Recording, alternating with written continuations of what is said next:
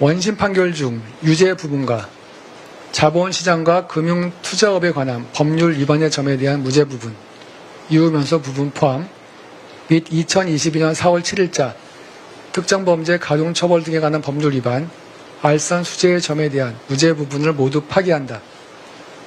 피고인을 징역 4년 및 벌금 5천만 원에 처한다. 피고인이 위 벌금을 납부하지 아니하는 경우 20만 원을 1일로 환산한 기간 피고인을 노역장에 유치한다. 피고인으로부터 압수된 그라프 목걸이 1개를 몰수한다. 피고인으로부터 2,094만 원을 추징한다. 위 벌금 및 추징금의 상당한 금액의 가남을 명한다. 원심 판결 중 정치자금법 위반의 점에 대한 무죄 부분을 파기한다. 이 사건 공소사실 중 정치자금법 위반의 점은 무죄. 피고인 이 판결에 대해서 일주일 내에 대법원에 상고할 수 있고 상고장은 이 법원인 서울고등법원에 제출하면 됩니다. 피고인 무죄 부분에 대해서 일간지 등에 공시되기를 원하시나요? 특별한 의견 없으신가요? 예. 형사보상 안내문은 받아가도록 하시면 됩니다. 예, 이상으로 판결 선고를 마치겠습니다. 피고인은 천천히 퇴정하시고, 네, 방청인들께서도 질서 정연하게 퇴정하여 주시기 바랍니다. 진짜 너무나 허탈합니다. 시간도 너무 아깝게 느껴지고요. 1시간 반. 1시간 반을 했는데 결국 정말 어처구니 없던 우인성 판사의 1심과 달라진 거는 딱 두 가지밖에 없어요. 네. 아주 일부 주가 조작, 그게 좀 인정된 거, 그리고 4월의 샤넬백. 네. 우인성은 그 4월의 샤넬백은 무죄로 했는데 이번에 유죄. 딱 요거 두 개 달랑 달라졌어. 야. 정말 처참합니다. 와, 명태균 관련해 가지고 그 무죄로 이게 이해가 안 되는 털어주는데 정말 납득하기가 어렵고 정말 굉장히 고통스러운데 말씀 드리는 순간 한 분을 지금 아직까지 소개를 못 해드려가지고 소개를 좀 드려야 될 것 같습니다. 김정환 변호사님 어서 오십시오. 네, 안녕하세요. 무거운 선고를 같이 들어서 마음이 무겁습니다. 정말 괴로워요. 이제는 앞으로 공직자의 배우자가 뭐 돈을 받으면은 뭐 공직자가 아니기 때문이라는 이유가 막 나오겠어요. 아니 근데 이게 보면은 명태균 사건하고 통일교 그 알선 수재 사건하고 판단이 너무 모순돼요. 맞아요. 그래서 지금 내용적으로 나는 진짜 이게 그러니까 자기 세계관 안에서도 이게 충돌해. 지금 뭐 그러니까 사실은 조금 이제 그 좀 즐거운 얘기로 시작하고 싶었는데 워낙 이제 무거운 선고를 들었으니까 바로 좀 약간 말씀을 드리면 그 모순되는 내용 양형 사유에서도 분명히 공범을 인정했으면서도 불구하고 증권 계좌를 이용당했다라는 측면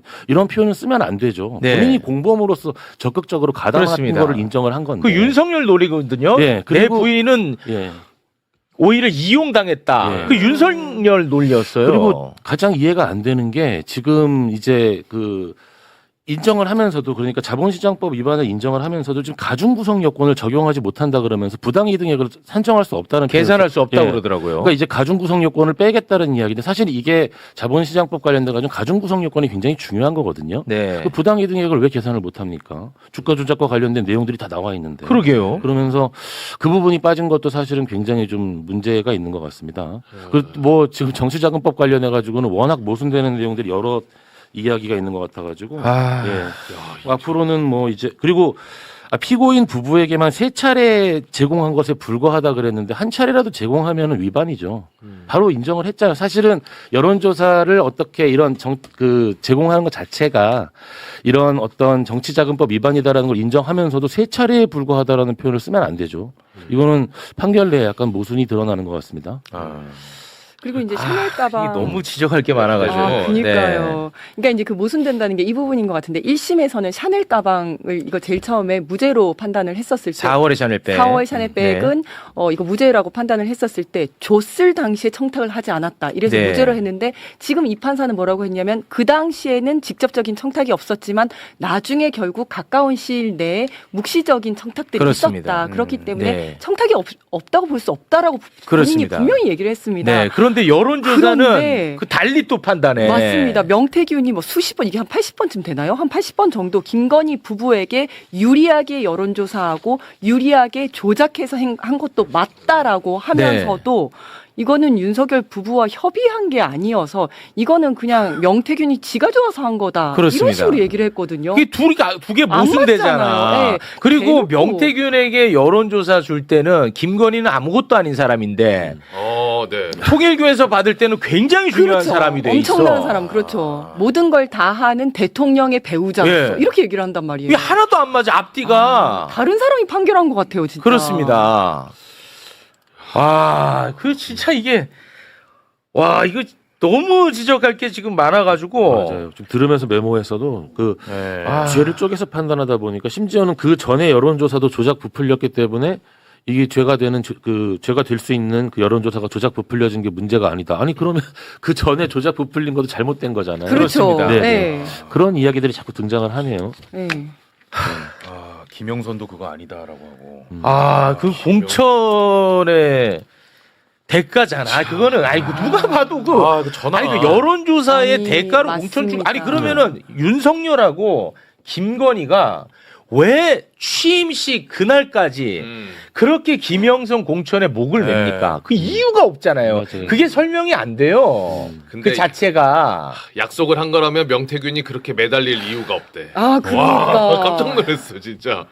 매달릴 이유가 이유가- 있잖아. 국민의힘에서 그렇지. 계속해서 어깃장을 놓고 있잖아. 네. 그러니까 매달리는 거 아니야. 이게 모든 정황이 다 설명이 되거든. 그러니까. 아니 명태균이 80차례 이렇게 무상으로 갖다 주고 내가 받기로 했는데 국힘에서 어깃장을 놓으니까 내가 이걸 명확하게 받기 위해서 계속 그 얘기를 한 거잖아요. 근데 이거를 전혀 반대의 논리로 쓰고 있으니 정말 황당한 거죠. 이거 정말 대박이다, 이거 진짜. 어떻게 하냐 이거 대한민국. 이거 진짜 너무 심각해갖고 지금. 마다 이래가지고 지금. 예. 아니 일방적으로 대통령 부부한테 여론조사를 밀어 넣은 거는 어쩔 수가 없다는 거야. 근데 그게 그럼 앞으로는 어떻게 하겠다는 거 그거를 그냥 그냥 저는 밀어 넣으면 돼. 저는 뇌물. 우리 회사 위해서 그냥 준 건데요. 이렇게 하면서 넘어간다는 거잖아요. 그러니까 우리 회사 예를 들어서 내가 여론조사를 만들어. 네. 네, 막 근데 조작을 내가 해. 조작을 했어. 조작. 그런데 대통령 될 사람한테 그냥 밀어 넣어. 어. 한 3번 정도는 괜찮아요. 밀어 넣어. 그래서 나는 이거를 활용해갖고 떵떵거리고 살면 되는 거야. 아니 말이 안 되잖아요, 솔직히. 아니 제가 일반인이라서 떼쓰는 게 아니잖아요, 지금. 그리고 뭐 비용 집계표가 정확하지 않은 비용 집계표다 그러는데 아니 사기치는 사람이 정확한 비용 집계표 가져와가지고 사기치는 경우가 어디 있어요. 예, 그런 것도 이해를 할 수 없고요. 예. 이게 지금 아니 근데 그리고 법리적으로는 또 이게 막 설치를 해요. 기부라는 게 그 이익을 무상으로 활용하는지가 핵심 뭐 이런 얘기를 법리적인 건 얘기를 하면서 이제 내용적으로는 부정하는 조금 그런 판단을 하네요.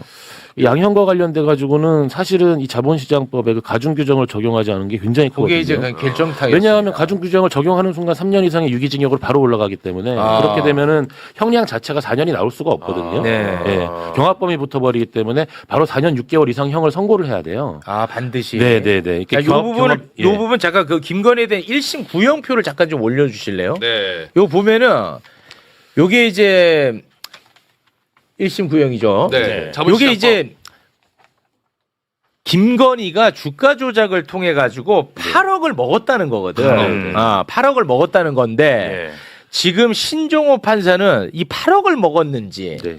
1억을 먹었는지 2억을 먹었는지 내가 이거 계산을 못 하겠다는 거야. 네네. 그래서 네. 가중 처벌을 못 하게 못한다. 만들었어요. 네. 자, 요걸 이제 계속 부연을 해 주세요. 요게 이제 추징금이 8억이라는 얘기는 추징금 같은 경우는 한 사람한테 돈을 받는 거잖아요. 요거는 전체 금액에서 n분의 1을 합니다. 가담자들한테. 그러니까 저 8억이라는 건 전체 가담자 곱하기 8억을 해야 전체 가담 이제 부당 이득액이 나오는 거거든요. 네. 이제 포괄일지 부당 이득액 같은 경우는 예컨대 50억이다 이래버리면 거기에 대한 죄책은 모두가 50억에 대한 죄책을 져야 돼요. 네, 그러니까 추징액은 n분의 1을 하고 이제 범죄와 관련돼 가지고는 전체 금액에 대해서. 그러니까 사실 가중 금액이 5억, 50억 이렇게 규정이 돼 있기 때문에 가담자가 여러 명이잖아요. 네. 주가 조작 금액 이상이 50억 이상이면은 이거는 굉장히 큰 형벌, 이제 구형량이 맞는 거예요. 그러니까 근데 지금 여기 4년형이 나올 수밖에 없는 건 그 아까 그냥 쓱 넘어간 부분처럼 부당 이득액을 환산할 수 없습니다. 네. 이 부분이 이 형량에 가장 중요하게 반영이 된 거죠. 네. 예. 아니 근데 제가 뭐 수사를 해본 적은 없어서 네. 이 계산하기가 그렇게 어려워요 실제로? 그러니까요. 아니 넣은 게 있고 뺀 게 있을 거 아니에요? 네, 지금 김건희 씨에 대한 항소심 선고가 있었는데요. 2심 재판부는 김건희 씨에 대해서 징역 4년을 선고를 했습니다.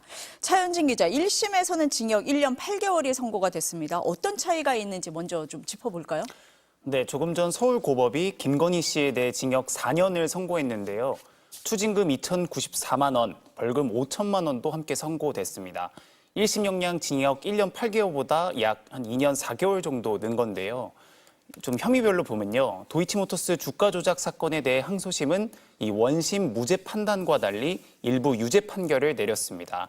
1심은 시세 조종 인식은 있으나 공동 정범은 안 된다고 봤는데 항소심은 이와 반대되는 판결을 내놓은 겁니다. 또 이 공소시효 관련해서도 원심은 각 시세 조종 행위를 크게 좀 세 시기로 나눠 개별 행위로 판단해 일부는 좀 공소시효가 도과됐다고 봤는데 항소심 재판부는 하나의 범죄, 즉 포괄일죄로 봐서 이 공범의 대법 확정 판결에 따라 시세 조종 행위 모두에 대해 공소시효가 남아있다고 봤습니다. 명태균 게이트에 대해서는요, 좀 1심에서 밝힌 무죄 취지를 대부분 받아들여 무죄를 선고했고요.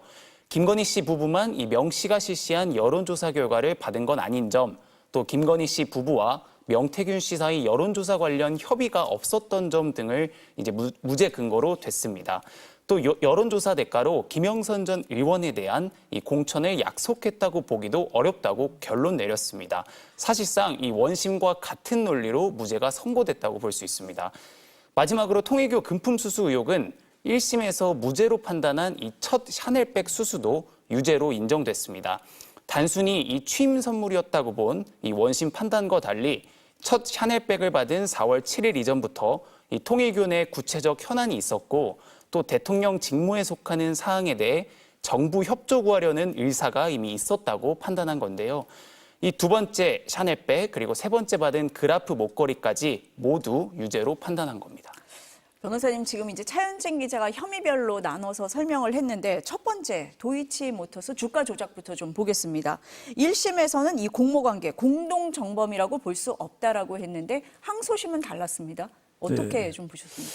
우선 예. 항소심에서는 전체적으로 김건희가 그 인식이 충분히 있었다. 그리고 기능적 행위 지배가 있었다라고 봐서 단순 방조가 아니고 시세 조정 세력과 공모해서 범죄에 가담했다고 인정을 했습니다. 그래서 항소심에서 특검이 예비적 공소 사실로 방조를 추가했습니다만 공동 정범이 주의적으로 인정됐기 때문에 방조범에 대해서는 판단하지 않고 공동 정범을 먼저 인정을 했습니다. 그리고 또 하나 좀 주목해야 될 부분은 피고인이 2010년 처음부터 2012년 12월 8일경까지 계속적인 그 주가 조작 행위가 계속 있었는데 실적으로 김건희 씨가 마지막으로 이제 끝낸 것은 2011년 1월 13일로 보긴 봤습니다. 그 이후에는 독자적인 판단에 따라서 주식을 팔고 샀다라고 판단을 하면서도 공범 관계에 있는 사람의 경우에는 자기가 공범 관계에서 스스로 혼자만 탈퇴한다고 해서 그 이후 공범들이 저지른 행위에 대해서 책임을 지지 않느냐, 그렇지 않다. 공범 관계에 있었던 사람은 본인이 탈퇴하더라도 이후 공범들이 계속적인 범죄 행위가 있으면 그 부분에 대해서까지 범죄의 책임을 져야 된다고 봐서 전체적으로 포괄 일죄로 봐서 관련 공범들이 마지막까지 저지른 시세 조정 행위에 대한 모든 책임이 있다라고 판단을 해서 전체적으로 유죄를 선고했고요. 다만 일부 개별적으로 있었던 주식 매수 매도 행위에 대해서는 일부 무죄를 선고한 부분이 좀 특이점이 있다고 할 수 있습니다. 저희가 이 항소심 재판에 앞서서 얘기를 할 때 이것을 포괄일죄, 그러니까 일련의 사건으로 볼 거냐 아니면 나눠서 볼 거냐 이 얘기를 했었는데 그것 때문에 공소시효 얘기도 했었잖아요. 그렇습니다. 예. 원심에서는 이 1차, 2차, 3차로 나눠서 각 개별 범죄로 이렇게 봤는데 항소심에서는 김건희 씨가 이미 이 도이치모터스 주가 조작 행위가 관련자들에 의해서 계속적으로 이루어지고 있다는 인식하에 계속적으로 관여했다고 봐서 이른바 범죄의 단일성, 범죄가 하나의 그 고의를 갖고 이루어졌다고 봐서 전체적으로 포괄일죄로 본 것입니다. 그렇기 때문에 공소시효가 마지막 범죄가 종료될 때까지 그때로부터 시효가 진행되는데 그 이전에 이미 공범들에 대한 기소가 됐고 판결이 확정됐기 때문에 공소시효는 지나지 않았다라고 봐서 유죄를 선고한 겁니다. 그러니까 항소심 재판부에서는 시세 조종 행위에 직접 가담을 한 공범이다. 이렇게 본 거네요. 그렇습니다. 네. 네, 단순 방조범이 아니라 실질적으로 가담한 공범이다라고 본 겁니다. 또 하나 바뀐 부분, 유죄로 바뀐 부분이 그 금품 수수 혐의잖아요. 통일교로부터 받은 금품이 3개가 있었습니다. 첫 번째 샤넬 가방, 두 번째 샤넬 가방, 세 번째 목걸이가 있었는데 1심에서는 이 첫 번째 가방에 대해서는 대가성을 인정을 안 했었거든요. 예. 근데 오늘 항소심은 달랐습니다. 예. 1심에서는 그 2022년 4월 7일자 샤넬백을 받을 당시에는 윤석열 전 대통령이 당선자 신분이었고 취임식이 열리기 1개월 전이었다. 그리고 구체적인 청탁 행위 자체가 없었기 때문에 알선수재로 보기는 어렵다는 게 1심의 판단이었는데요. 항소심에서는 이미 그 전부터 그 대통령 선거에 있어서 통일교가 상당히 인적 물적인 어떤 도움을 줬고 거기에 대해서 감사하다는 서로 전화 통화나 이런 통화도 있었다. 그렇기 때문에 비록 대통령에 취임하기 전이라도 통일교 측에서 어떤 청탁을 할 것을 알고 있었고 그 과정에서 그 김건희 씨가 직접 윤영호 세계본부장한테 나중에 무슨 연락할 일이 있으면은 이 전화로 해라라고까지 어떤 문자를 보낸 것 등을 보면 4월 7일 맨 처음 샤넬백을 전달받을 당시에 이미 통일교 측으로부터 어떤 청탁을 할 가능성이 있다는 것을 충분히 미필적으로 인식하에 받았기 때문에 전체적으로 알선수재죄가 된다라고 본 것입니다. 항소심 재판부에서 얘기할 때 보니까 이 선물도 개별 선물로 보지를 않았더라고요. 1년에 연결된, 단일된, 계속된 행위다 이렇게 본 것 같더라고요. 예, 그렇습니다. 지금 3번에 걸쳐서 그 금품을 수수했는데요. 이거를 전체적으로 통일교가 그 피고인에게 청탁을 하기 위해서 아니면 윤석열 대통령에게 청탁을 하기 위해서 피고인 김건희 씨를 어떤 매개체로서 이용을 했다라는 거고 사실 시기적으로도 굉장히 인접해 있습니다. 4월 7일, 7월 5일, 7월 29일이고 이것이 대통령 선거 과정에서 어떤 도움을 줬고 그 통일교가 요구하는 뭐 유엔 사무국의 유치라든가 이런 부분에 대해서 이해관계가 분명히 있었고 거기에 대한 어떤 청탁을 할 가능성이 있었다는 것을 충분히 알았던 것이다. 그리고 실질적으로 이 청탁 알선 수재를 한 그 샤넬백을 제공한 후에 실질적으로 그런 부탁을 한 정황도 있기 때문에 전체적으로 하나의 범죄의 단일성이 인정된다고 봐서 포괄 일죄로 본 것입니다. 어제 윤영호 전 본부장에 대한 항소심 재판도 있었는데 그 자리에서도 첫 번째 샤넬 가방에 대해서 대통령 취임 전이라고 해서 대가성이 인정 안 된다. 이거는 아니라고 해서 뒤집은 거잖아요. 오늘도 뭐 그 연장선상이 있다고 봐야 되지 않겠습니까? 그렇습니다. 뭐 재판부는 서로 다르고 피고인도 다르지만 사실상 하나의 그 사회적으로 법적으로 평가할 수 있는 행위거든요. 이제 뇌물을 준 사람과 뇌물을 받은 사람이 별도로 재판을 받고는 있습니다만 그런 관점에서 윤영호 전 세계본부장에 대해서 청탁금지법 위반의 유죄가 선고됐기 때문에 오늘 김건희 피고인에 대해서도 그 부분에 대해서 유죄 선고될 가능성이 좀 있었다 이렇게 판단이 됐는데 실제로 오늘 항소심에서 김건희 씨에 대해서 유죄가 선고가 됐습니다. 이 첫 번째 샤넬 가방이 800만 원 상당인데 재판부에서는 이 800만 원 선물을 의례적인 선물로 보기는 어렵다라는 얘기도 했잖아요. 예, 그 통상 선물의 경우 사회적인 의례 정도의 선물은 어떤 청탁금지법의 대상이나 뇌물죄, 알선수재가 되지 않습니다만 사회 통념상 800만 원이 넘는 선물을 사회적 어떤 의례로 인한 선물로 보기는 어렵다는 것이 항소심 재판부의 판단이었습니다. 그 점은 어느 정도 특히 이제 피고인 김건희 씨가 대통령의 배우자였다는 점에서 상당히 중요한 또 의미가 있지 않을까 생각됩니다. 네, 마지막 혐의 명태균 씨로부터 무상으로 여론조사를 받았다. 이 부분은 1심과 마찬가지로 무죄로 항소심도 판단을 했습니다.